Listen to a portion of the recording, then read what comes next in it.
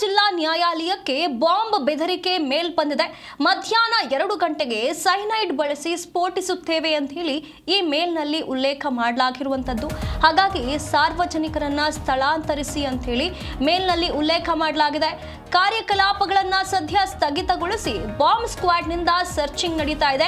ಮಡಿಕೇರಿ ನಗರದ ಹೊರವಲಯದಲ್ಲಿರುವಂತಹ ಜಿಲ್ಲಾ ಕೋರ್ಟ್ನಲ್ಲಿ ಬಾಂಬ್ ಸ್ಫೋಟ ಮಾಡಲಾಗುತ್ತೆ ಅಂತ ಹೇಳಿ ಬೆದರಿಕೆಯ ಮೇಲ್ವೊಂದನ್ನ ಕಳಿಸಲಾಗಿರುವಂತದ್ದು. ಹಾಗಾಗಿ ಸದ್ಯ ಅಲ್ಲಿ ಆತಂಕದ ವಾತಾವರಣ ಸೃಷ್ಟಿಯಾಗಿದೆ.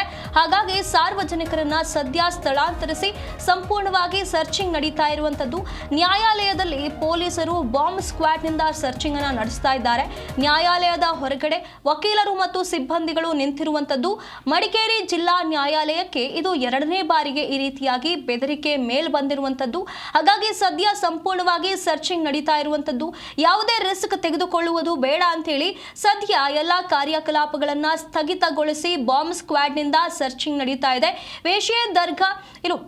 ವೇಷದುರ್ಗ ಸ್ಟಾಲಿನ್ ಪ್ರವಾದಿ ಮೊಹಮ್ಮದ್ರಿಗೆ ಅವಮಾನ ಮಾಡಿರುವಂತಹ ವಿಚಾರವಾಗಿ ಇಷ್ಟೆಲ್ಲ ಇಲ್ಲಿ ನಡೀತಾ ಇದೆ ಅನ್ನುವಂಥ ಕೆಲವೊಂದಿಷ್ಟು ಚರ್ಚೆಗಳು ನಡೀತಾ ಇರುವಂಥದ್ದು.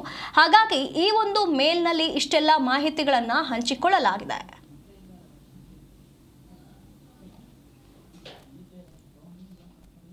ಈ ಬಗ್ಗೆ ಹೆಚ್ಚಿನ ಮಾಹಿತಿಯನ್ನು ನಮ್ಮ ಪ್ರತಿನಿಧಿ ಲೋಹಿತ್ ಮಾಗಲ್ಮನೆ ನೀಡ್ತಾ ಹೋಗ್ತಾರೆ. ಲೋಹಿತ್, ಇಲ್ಲಿ ಕೊಡಗು ಜಿಲ್ಲಾ ನ್ಯಾಯಾಲಯಕ್ಕೆ ಬಾಂಬ್ ಬೆದರಿಕೆ ಮೇಲ್ ಬಂದಿದೆ ಅಂತ ಹೇಳಲಾಗ್ತಾ ಇರುವಂತದ್ದು. ಸದ್ಯ ಸರ್ಚಿಂಗ್ ನಡೀತಾ ಇದೆಯಾ? ಯಾವ ರೀತಿಯಾಗಿದೆ ಸದ್ಯ ವಾತಾವರಣ ಅಲ್ಲಿ?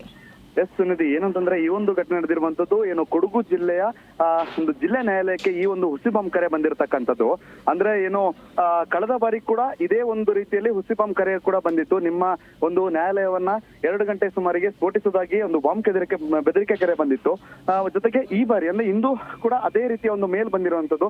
ಸೆಷನ್ ನ್ಯಾಯಾಧೀಶರ ಒಂದು ಕಚೇರಿಗೆ ಈ ಒಂದು ಬಾಂಬ್ ಬೆದರಿಕೆ ಕರೆ ಬಂದಿರತಕ್ಕಂಥದ್ದು.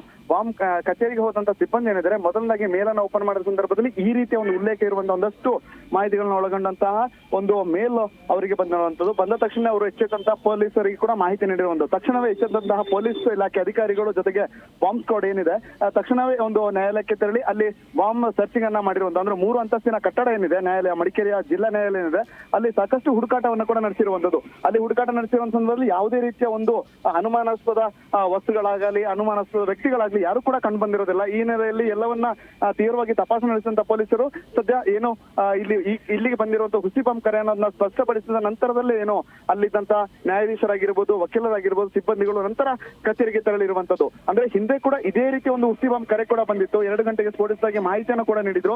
ಆಗ್ಲೂ ಕೂಡ ಸಾಕಷ್ಟು ಮಂದಿ ಪ್ಯಾನಿಕ್ ಅನ್ನ ಆಗಿದ್ರು. ಆದ್ರೆ ಈಗ ಮತ್ತೆ ಅದೇ ರೀತಿಯ ಕರೆ ಬಂದಿರೋದ್ರಿಂದ ಒಂದು ರೀತಿಯಲ್ಲಿ ಗೊಂದಲಕ್ಕೂ ಕೂಡ ಕಾರಣವಾಗಿತ್ತು. ಆದ್ರೆ ಪೊಲೀಸರು ಇದೆಲ್ಲವನ್ನ ಕೂಡ ಇತ್ಯರ್ಥಪಡಿಸಿರುವಂತ ಅಂದ್ರೆ ಬಾಂಬ್ ಬೆದರಿಕೆ ಅಂದ್ರೆ ಬಾಂಬ್ ನಿಷ್ಕ್ರಿಯ ದಳ ಏನಿದೆ, ಮಡಿಕೇರಿ ಬಾಂಬ್ ನಿಷ್ಕ್ರಿಯ ದಳ ಏನಿದೆ ಎಲ್ಲವೂ ಕೂಡ ಹೋಗಿ ಅಲ್ಲಿ ತಪಾಸಣೆ ನಡೆಸಿ ಯಾವುದೇ ರೀತಿಯ ಒಂದು ಅನುಮಾನಾಸ್ಪದ ಘಟನೆಗಳು ನಡೆಯದ ಹಿನ್ನೆಲೆಯಲ್ಲಿ ಸದ್ಯ ಇದೀಗ ಕಾರ್ಯಕಲಾಪಗಳು ಆರಂಭವಾಗಿರುವಂತದ್ದು. 10 ಗಂಟೆ ಮುಂಚಿತವಾಗಿ ಪೊಲೀಸರು ಜೊತೆಗೆ ಅಲ್ಲಿ ಬಾಂಬ್ ಸ್ಕ್ವಾಡ್ ಏನಿದೆ ಎಲ್ಲರೂ ಕೂಡ ತಪಾಸಣೆ ನಡೆಸಿ ಒಂದು ರೀತಿಯಲ್ಲಿ ಎಲ್ಲವೂ ಸೇಫ್ ಅಂದ ನಂತರದಲ್ಲಿ ಎಲ್ಲರೂ ಕೂಡ ಇದೀಗ ಕಾರ್ಯಕಲಾಪಗಳು ತೆರಳಿರುವಂತದ್ದು. ಜೊತೆಗೆ ಇದೀಗ ನ್ಯಾಯಾಲಯದ ವಿಚಾರಣೆಗಳೇನಿದಾವೆ ಜೊತೆಗೆ ಎಲ್ಲ ರೀತಿಯ ಅಲ್ಲಿನ ಎಂದಿನಂತೆ ಕೆಲಸಗಳು ಕೂಡ ಆರಂಭವಾಗಿರುವಂತದ್ದು.